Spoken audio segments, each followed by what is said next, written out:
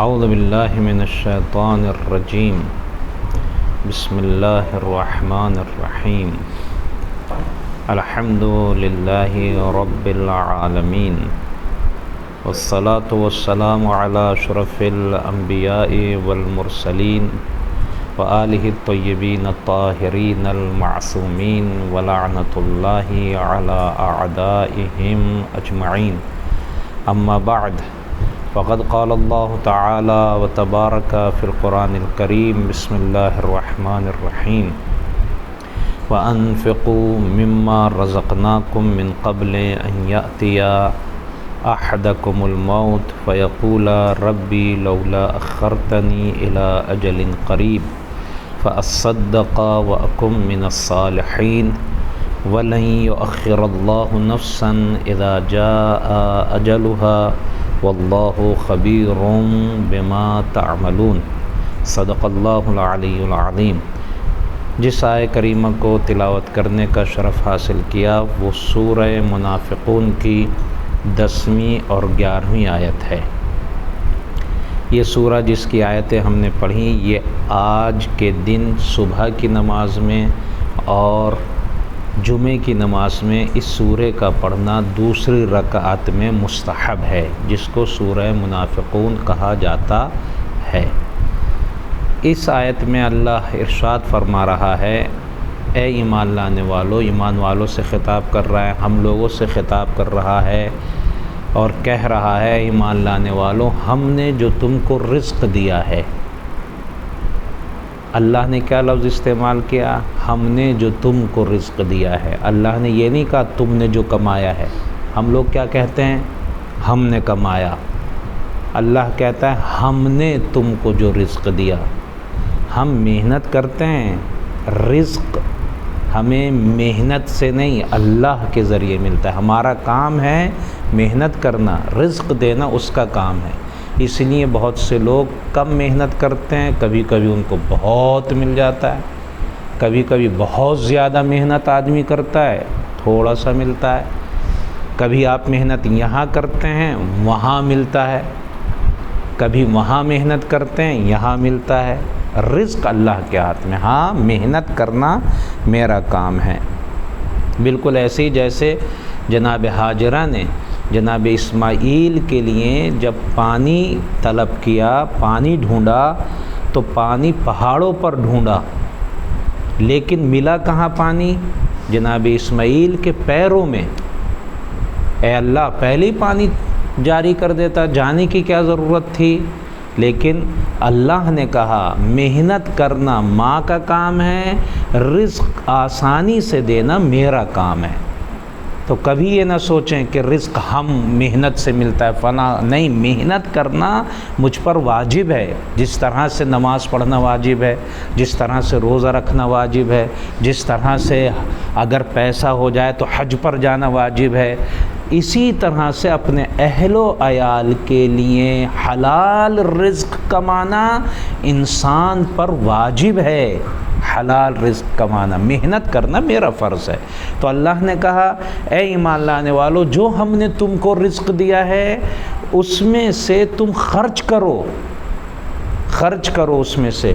اللہ نے کہا ہم نے دیا ہے، تم یہ مت سوچنا تمہارا ہے، نہیں، گویا ہمارا رزق ہے، ہم نے تمہارے پاس امانت رکھوائی ہے، اب تم اس میں سے تھوڑا سا خرچ کرو ہمارے راستے میں۔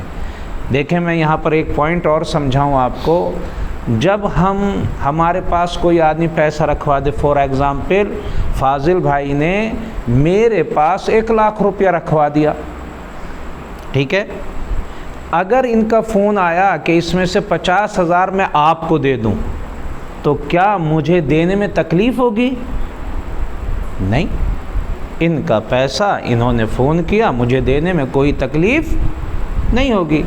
لیکن اگر پیسہ میرا 1,00,000 روپیہ ہو، میرا، انہوں نے نہیں دیا مجھے پیسہ، میرے پاس، ان کو پتہ ہے کہ میرے پاس 1,00,000 روپیہ ہے، یہ مجھے فون کریں 50,000 دے دو، تو اب کیا ہوگا؟ پتہ نہیں مجھے دیں گے، ملے گا، تھوڑی تکلیف ہونا. کیوں؟ اس لیے کہ پہلے میں یہ میرے ذہن میں یہ تھا، پہلے والا جب یہ رکھواتے ہیں اور فون کرتے ہیں مجھے تکلیف نہیں ہوتی، لیکن جب پیسہ میرا ہے اور یہ فون کرتے ہیں تو مجھے تکلیف ہوتی ہے. اللہ مجھے یہی سمجھانا چاہتا ہے، یہ مت سمجھنا پیسہ تمہارا ہے، تمہارے پاس پیسہ میرا ہے، میں نے تم کو دیا ہے. اب جہاں جہاں میں کہتا جاؤں وہاں وہاں خرچ کرتے جانا. یہ مت سوچنا میرا ہے. جب ہم یہ سوچتے ہیں میرا ہے تو خرچ کرنے میں ہمیں تکلیف ہوتی ہے. اللہ کہہ رہا تمہارا نہیں میرا ہے. خرچ کرنے کا ڈھنگ میں بتاؤں گا. اسی لیے اللہ کہتا جو آدمی اپنے رشتہ داروں کو بھول کر غیروں پر خرچ کرے وہ میرے نزدیک اچھا نہیں ہے. کیوں؟ وہ اپنا سمجھ رہا ہے، وہ اپنا سمجھا رہا ہے. رشتہ دار بھوکا، بھائی بھوکا، بہن بھوکا، پڑوس میں بھوکے، دوسرے شہر میں جا کے خرچ کر رہے ہیں. یہ گڑبڑ ہے، یا اللہ پسند نہیں کرتا اس کو. بہرحال اللہ نے یہاں یہ بات کہی کہ اے ایمان لانے والو، جو ہم نے تم کو رزق دیا اس میں سے کچھ نہ کچھ ہمارے راستے میں خرچ کرو قبل اس کے کہ تم کو موت آ جائے، قبل اس کے کہ تم دنیا سے چلے جاؤ. پھر دنیا سے جانے کے بعد اللہ خود کہتا ہے فَيَقُولَ رَبِّ لَوْلَا أَخَّرْتَنِي إِلَىٰ أَجَلٍ قَرِيبٍ. پھر کہو گے، پھر انسان کہتا ہے اے اللہ مجھے تھوڑی سی مہلت دے دے، تھوڑا سا ٹائم دے دے، میں اب تو نیک بن جاؤں گا. یہ قرآن کہہ رہا فَأَصَّدَّقَ، تیری بات مانوں گا، وَأَكُن مِّنَ الصَّالِحِينَ، اور میں نیک بندہ بن جاؤں گا. پھر اب وہیں خرچ کروں گا جہاں تو کہے گا. اب تک لیکن پھر اللہ کی آواز کیا آئے گی؟ وَلَن يُؤَخِّرَ اللَّهُ نَفْسًا إِذَا جَاءَ أَجَلُهَا. جب موت آ جاتی ہے تو اللہ کسی کو پھر مہلت نہیں دیتا، کسی کو پھر ٹائم نہیں دیتا. وَاللَّهُ خَبِيرٌ بِمَا تَعْمَلُونَ. اس اللہ بہتر جانتا ہے جو تم کرتے ہو. جب کوئی مرتا ہے ہمیں تھوڑا خیال آتا نیک کام کرنا چاہیے، فلاں کام کرنا چاہیے، اچھے کام لیکن ایک دو دن گزرتا ہے پھر ہم بھول جاتے ہیں کہ ہمیں بھی مرنا ہے. لیکن اگر ہم یاد رکھیں تو کبھی ہمیں تکلیف نہیں ہوگی اچھا کام کرنے میں. تو ابھی وقت ہے، ہمیں خرچ کرنا چاہیے. تمام اللہ کے راستوں میں سے جہاں جہاں اللہ نے خرچ کرنے کو کہا ہے، زکوٰۃ کہا ہے، خمس کہا ہے اور دوسری چیزیں کہی ہیں، انشاءاللہ آہستہ آہستہ بیان کریں گے ہم. لیکن آج روزے کی مناسبت سے ایک خرچ ہم پر آتا ہے رمضان کے بعد. جیسے ہی رمضان ختم ہوا، عید کا چاند ہم نے دیکھا، فوراً ایک چیز ہم پر واجب ہو جاتی ہے جس کا نام ہے فطرہ. جس کا نام ہے فطرہ نکالنا پڑتا ہے فوراً. جیسے رمضان ختم ہوا، عید کا چاند نمودار ہوا، فوراً ہم پر فطرہ واجب ہو گیا. یہ واجب ہے، دینا ضروری ہے. اور جس چیز کو میں کھلا رہا ہوں سب کا دینا مجھ پر واجب ہوگا. جس کا خرچہ اٹھا رہا ہوں، چاہے وہ چھوٹا بچہ ہو میرے گھر میں یا 70 80 90 100 سال کا کوئی بوڑھا ہو، بچے سے لے کر بوڑھے تک جتنے لوگ میرے گھر میں ہیں سب کا فطرہ مجھے دینا ہوگا. اگر 3 لوگ ہیں 3 فطرے، اگر 4 ہیں 4، ایک ہی میں اکیلا ہوں ایک ہی، 10 لوگ ہیں 10 فطرے دینے پڑیں گے. کتنا دینا ہے؟ سوال یہ کیا دوں اور کتنا دوں. جو آپ کھاتے پیتے ہیں نارمل جنرلی جو آپ کھاتے پیتے ہیں، چاول کھاتے ہیں تو چاول، گیہوں کھاتے ہیں تو گیہوں، جو کھاتا ہے اسی میں سے 3 کلو، صرف 3 کلو. ایک فطرہ کتنے کا بنے گا؟ 3 کلو. جو چیز آپ کھاتے ہیں، چاول کھاتے ہیں تو چاول، گیہوں کھاتے ہیں تو گیہوں. زیادہ تر ویسے تو نہ جانے دالیں، گوشت، پتہ نہیں کیا کیا کھاتے ہیں، زیادہ جو یوز ہوتا ہے دال یوز کریں گے چاول کے ساتھ یا روٹی گیہوں کے ساتھ، تو گیہوں چاول. اگر دونوں گیہوں چاول، کچھ لوگ ایسے ہیں جیسے ہم لوگ ہیں گیہوں چاول دونوں کھاتے ہیں، روٹی بھی اور چاول بھی، تو دونوں ملا کر آدھا یہ آدھا یہ، 1.5 کلو اس کا 1.5 کلو اس کا. دے دیں گے. اور اگر ایک ہی چیز کھاتے ہیں تو چاول اگر زیادہ کھاتے ہیں چاول، گیہوں اگر زیادہ کھاتے ہیں تو گیہوں، 3 کلو ٹوٹل مجھے دینا ہے. سوال، کیا میں اس کا پیسہ دے سکتا ہوں؟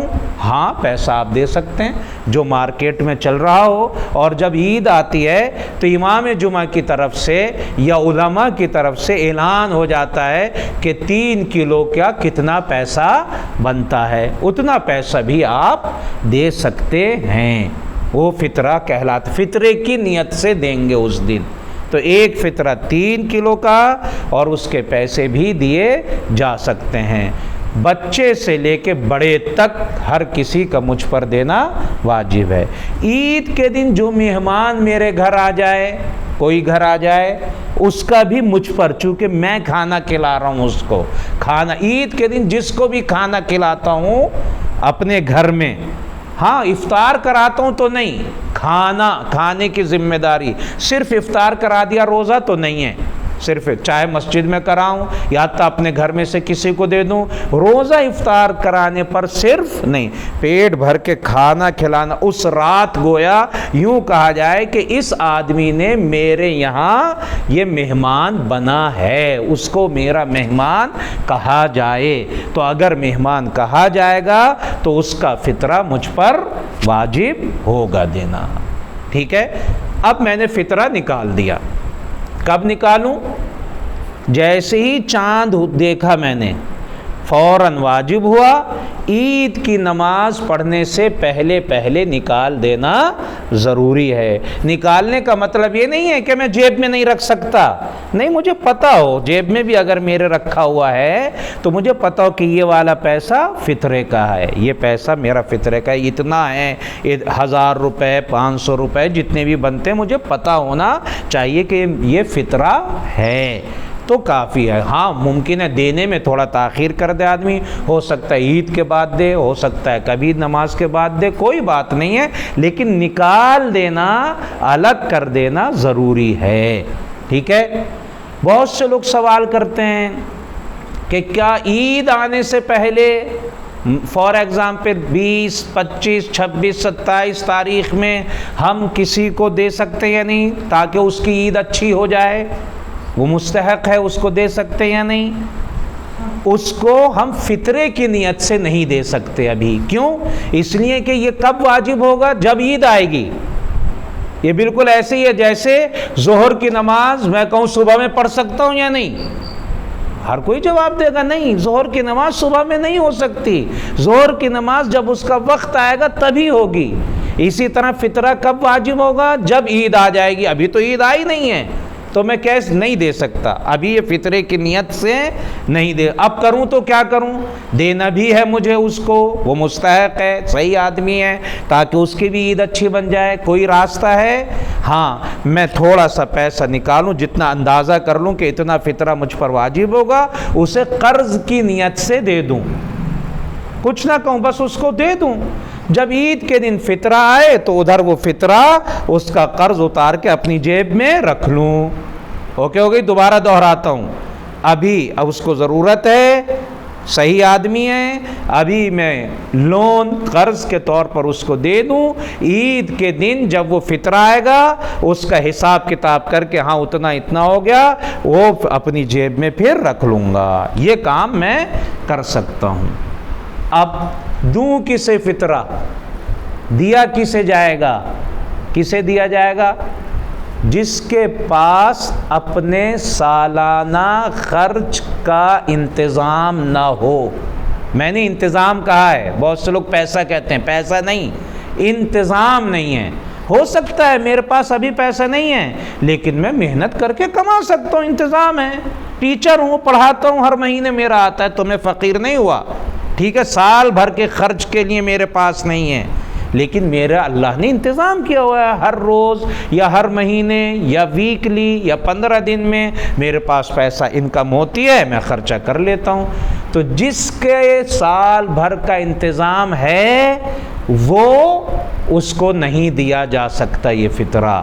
لیکن جس کا سال بھر کا انتظام نہیں ہے اس کا خرچہ نہیں چل سکتا، میں دیکھ رہا ہوں کہ اس کے پاس اتنی کیپیسٹی نہیں ہے، وہ مستحق ہوگا، جس کو ہم اپنی زبان میں کہتے ہیں فقیر، مسکین، یہ لوگ جو اپنا خرچہ چلا نہیں سکتے، جو اپنا خرچہ ہم دیکھ رہے ہیں کہ یہ خرچہ نہیں چلا سکتے، ان کو ہم فطرہ دے سکتے ہیں۔ لیکن فطرے میں دینے میں دو باتوں کا خیال کرنا ضروری ہے۔